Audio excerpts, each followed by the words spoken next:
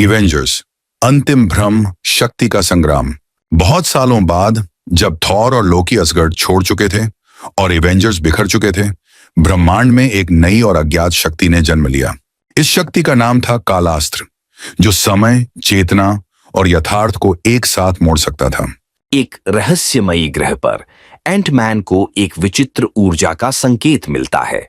जैसे ही वह उस ऊर्जा के स्रोत के पास जाता है, एक विस्फोट होता है और वह गायब हो जाता है। उसी समय स्कारलेट विच को भी मानसिक रूप से उस विस्फोट की आभा महसूस होती है। नताशा, जो अब एक गुप्त मिशन पर है, को अजीब संदेश मिलते हैं। कालास्त्र जाग चुका है और तुम्हारा अतीत ही तुम्हारा विनाश बनेगा। वह तुरंत स्कारलेट विच से संपर्क करती है और दोनों मिलकर थॉर और लोकी को ढूंढती हैं। थॉर अब एक शांत ग्रह पर जी रहा है, लेकिन लोकी, वो फिर से अपनी चालें चल रहा है।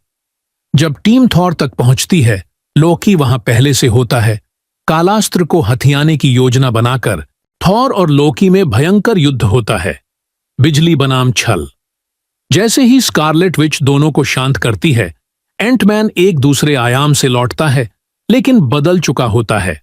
पता चलता है कि एंटमैन के अंदर अब कालास्त्र की शक्ति है और वह धीरे धीरे उसकी चेतना पर कब्जा कर रहा है।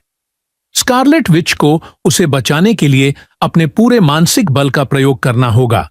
नताशा और थॉर उसे रोकते हैं, लेकिन अंत में लोकी ही वह व्यक्ति बनता है जो कालास्त्र को धोखे से छीन लेता है। पर इस बार वह खुद को बदल चुका होता है। वह कहता है, अब मैं वही करूंगा जो सही है, ब्रह्मांड की रक्षा।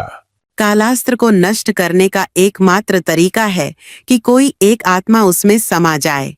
स्कारलेट विच आगे बढ़ती है, लेकिन नताशा उसे रोकती है। नताशा अपना अंतिम बलिदान देती है। जैसे ही कालास्त्र नष्ट होता है, समय फिर से अपनी जगह पर लौटता है। एंटमैन ठीक हो जाता है और लोकी एवेंजर्स की रक्षा की कसम खाता है